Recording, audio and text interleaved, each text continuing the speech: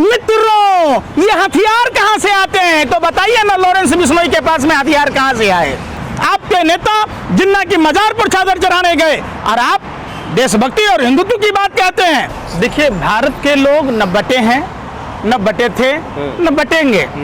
सीधा सा सवाल है, आखिर ये लोग जो राजनीति करते हैं, बटेंगे भविष्य की बात है, हम क्यों बटेंगे? हम हिंदू, मुस्लिम, सिख, ईसाई, बौद्ध, जैन सब भाई भाई, हम एक होकर रहेंगे और भारत को समृद्ध भारत बनाएंगे, भारत को का डंका विश्व में लहराएंगे। ये लोग वही लोग हैं जो नफरती बात कहते हैं। आपने उत्तर प्रदेश के सीएम की बात की, क्या कहता है? हरिजन शब्द का इस्तेमाल करता है कि हमने हरिजनों के घर में पहुंचाया। अरे आपने तो पहले ही बांट दिया। आप कौन से हिंदुओं के बटने की बात कहते हैं? आप अगर कहते हमने अपने राज्य के तमाम उन लोगों को जिनके पास दिया जलाने के लिए नहीं था, हमने उनको मदद की, तो यह समझ में आता। आपने जाति सूचक शब्द का इस्तेमाल करके आपने हिंदू धर्म के लोगों को बांटने का काम किया। आप जिस धर्म की बात कहते हैं, जिस प्रभु श्री राम की बात कहते हैं, तो आप प्रभु श्री राम से सीखा होता। प्रभु श्री राम ने सबरी माता के जूठे बैर खाए, उन्होंने जाति नहीं पूछी। तो हिंदू धर्म में जो लोग इस तरीके की बातें करते हैं, उन्हें हिंदू धर्म समझने की जरूरत है। हिंदू सनातन धर्म सभ्यता और संस्कृति है, जीवन जीने की कला सिखाता है। कैसे 84 लाख योनियों के भरण पोषण की बात होती है, बीएचयू की छात्रा के साथ गैंगरेप हुआ, कौन लोग उसके साथ खड़े थे? मणिपुर की घटना पर क्या था? आप वो भी तो जातियों की बात थोड़ी कह रहे, वो भी तो कह रहे कि जातियों में बटो। अरे भाई, हरिजन शब्द का इस्तेमाल किसने किया बताओ? और दूसरे ओर आप प्रधानमंत्री की बात कहते हैं तो हमें मणिशंकर अय्यर की बात याद आती है। उन्होंने कहा था कि इस आदमी को तमीज ही नहीं है बोलने की। देश का प्रधानमंत्री बेटी छीनने की बात कहता है, देश का प्रधानमंत्री भैंस गाय खोलने की बात कहता है, देश का प्रधानमंत्री जिस अपशब्दों का उच्चारण करता है, तो इसे साफ प्रतीत होता है कि मणिशंकर अय्यर जी ने जो कहा वो बिल्कुल सही कहा। वो घुसपैठियों से बात करें ना कि घुसपैठियों से बचाओ, डर है, आपको डर नहीं लगता? एक बात बताइए भाइयों बहनों मित्रों, ये हथियार कहां से आते हैं? तो बताइए ना, लॉरेंस बिश्नोई के पास में हथियार कहां से आए? अब तो आप दिल्ली की गद्दी पर बैठे हैं, आप अपने ही वक्तव्य के हिसाब से आप इतने कमजोर प्रधानमंत्री हैं। जो आदमी दाऊद को लाने की बात कह रहा था, वो लॉरेंस बिश्नोई पर आके अटका हुआ है और बोल नहीं पा रहा है। प्रधानमंत्री जी बताइए कि साबरमती जेल में बंद कैदी कैसे प्रेस कॉन्फ्रेंस करता है, कैसे देश में एक एक कर चुन चुन कर लोगों को मारता है, दहशत फैलाता है, रंगदारी मांगता है, वसूली करता है। इस रैकेट में कौन कौन लोग शामिल हैं बताइए प्रधानमंत्री जी। और प्रधानमंत्री जी, गृह मंत्री जी, तमाम भाजपा के नेता गला फाड़ फाड़ कर कहते हैं घुसपैठिए। कौन घुसपैठिए? सरहदों की सुरक्षा। अभी एक नया कानून बनाकर कोई राज्य सरकार के जिम्मे नहीं है सरहद की सुरक्षा करना, केंद्र सरकार के अधीन है। केंद्र में देश के प्रधानमंत्री नरेंद्र मोदी, रक्षा मंत्री, गृह मंत्री को यह जवाब देना चाहिए कि आप जब झारखंड का सीमा कोई बांग्लादेश से नजर आता है क्या सटा हुआ? केंद्र सरकार के अंडर में है। अगर देश में घुसपैठिए आ रहे हैं तो ये वाकई चिंता का सवाल है और ये बहुत ही शर्मनाक है। आपसे देश नहीं संभल रहा, आपसे घर नहीं संभला, आपसे देश क्या खाक संभलेगा? पर जब देश सुरक्षित हाथों में तो खतरा कैसे? कौन सा सुरक्षित है भैया? आप बताइए, सुरक्षा कहां से? सुरक्षित हाथों में है? बिल्कुल नहीं। जिस आदमी की औकात लॉरेंस बिश्नोई पर कार्रवाई करने की नहीं है, उसे खत्म करने की नहीं है, वो देश की सुरक्षा दे देगा? आप बताइए ना, क्या सुरक्षित है? खतरे में हैं आप। एक बात, अरे भाई सुनिए, हिंदू देखिए 2014 से पहले खतरे में नहीं था। 900 साल मुगल बादशाह था, हमारे पुरखे आज तक बचे रहे, आने वाली हमारी नस्लें हिंदुओं की बची रही। देश के अल्पसंख्यक बिरादरी से आने वाले प्रधानमंत्री मनमोहन सिंह जी के समय में हिंदू खतरे में नहीं था। अल्पसंख्यक समुदाय से आने वाले देश के राष्ट्रपति अब्दुल कलाम थे, कोई हिंदू खतरे में नहीं था। आखिर क्या कारण है कि भाजपा के शासन काल में ही हिंदू खतरे में है? आप बताइए।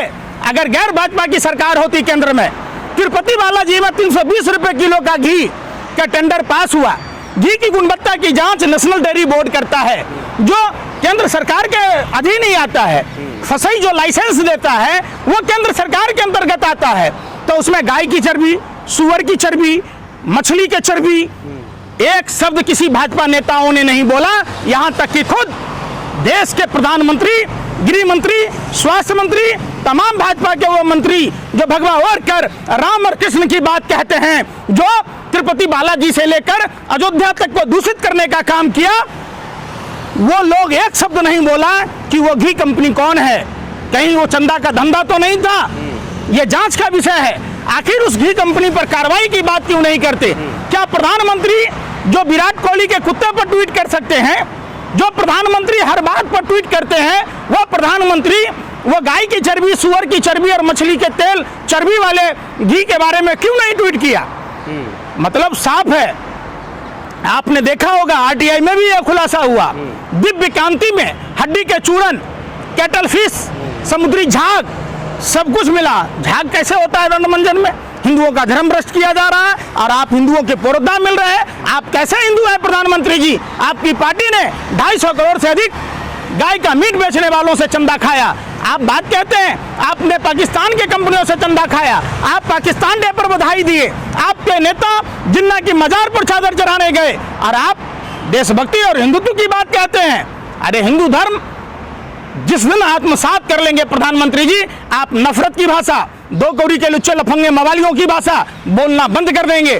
प्रधानमंत्री जब भाषण दे रहे थे, जब वो बेटी रोटी की बात कह रहे थे, जंगल आपको याद होगा छत्तीसगढ़ में भाजपा की डबल इंजन की सरकार है। आदिवासियों के साथ किस तरीके से क्रूरतापूर्वक कार्रवाई हो रही है, किस तरीके से आदिवासियों की जमीनें छीनकर अडानी को दिया जा रहा है। हसदेव के जंगल के बारे में आपने भी सुना होगा। किसी मीडिया की औकात नहीं कि उस पर डिबेट करे, पूछे। जब वो झारखंड में बोल रहे थे, जब आदिवासी समाज के लोगों को बरगला रहे थे, तब मीडिया के लोग प्रधानमंत्री से सवाल नहीं पूछ रहे थे, उनको सवाल पूछना था हसदेव के बारे में। भारत सभी धर्मों के मानने वाले लोगों का धरती है। बता तो रहे, अरे घुसपैठिया गुस्सा कैसे है? इसका मतलब प्रधानमंत्री कमजोर प्रधानमंत्री है जो दिल्ली की गद्दी में बैठा है। प्रधानमंत्री जवाब दीजिए, केंद्र सरकार के अंतर्गत आता है निगरानी, किसी राज्य सरकार के अंतर्गत नहीं आता है। और बांग्लादेश का सीमा कोई झारखंड नहीं लगता है।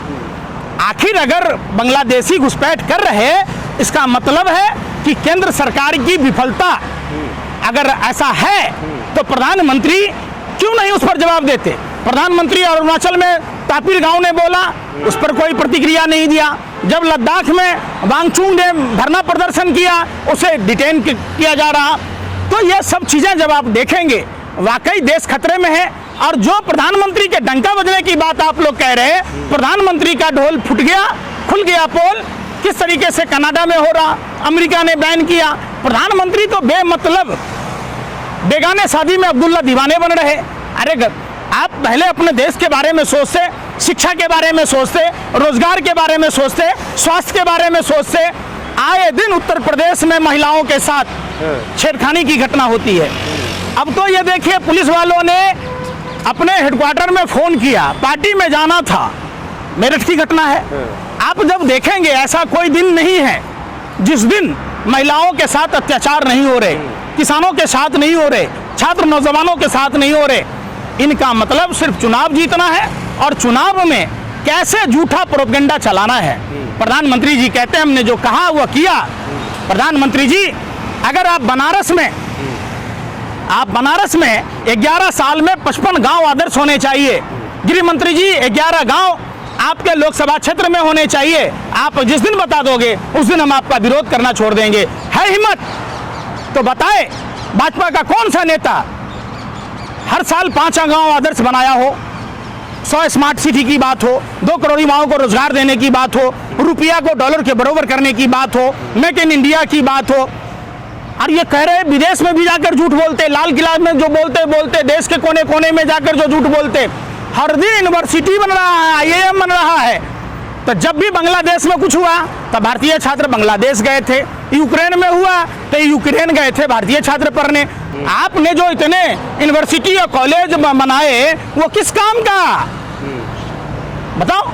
जब भारत के छात्र विदेश में जाकर जान पर खेलकर पढ़ाई करते हो फिर आपने जो बनाया वो कहाँ, उसमें क्या रखा है, तो ये बताएं। पर ये जो आप कह रहे हैं कि ये डर का माहौल बनाया जा रहा है, लेकिन जब वो ये कह रहे हैं कि बटोगे तो कटोगे, वो भी तो एक होने की बात कह रहे अरे हैं। भाई कौन एक होगा, ये भारत सबका है, किसी एक का है। में जो भी हिंदू और मुसलमान हैं, सिख हैं, बौद्ध हैं, आपको पता है सिखों ने कितनी बड़ी कुर्बानी दी। आज उस सिख समाज को बदनाम किया जा रहा है। देश में मुसलमानों ने कितनी कुर्बानियां दी, आज मुसलमानों को मौत के मुंह में ढकेला जा रहा है। अब ये देश सबके सामूहिक प्रयास से देश आज़ाद हुआ। हम गोरे अंग्रेजों की जो हमारी गोरे अंग्रेजों की हुकूमत थी हमारे देश पर, हम पूरे समाज के लोगों ने मिलकर, सभी धर्म के लोगों ने मिलकर 7 समुंदर पार खदेड़ा। आज भी उनके मानने वाले लोग, जिनके पुरखे जो गोरे अंग्रेजों की दलाली और मुखबरी करते थे, जो तलबे चाटते थे, जो उनसे पेंशन लेते थे, जो उनके यहाँ गार्ड की नौकरी करते थे, जो उनको भारत की खुफिया जानकारी पहुंचाते थे,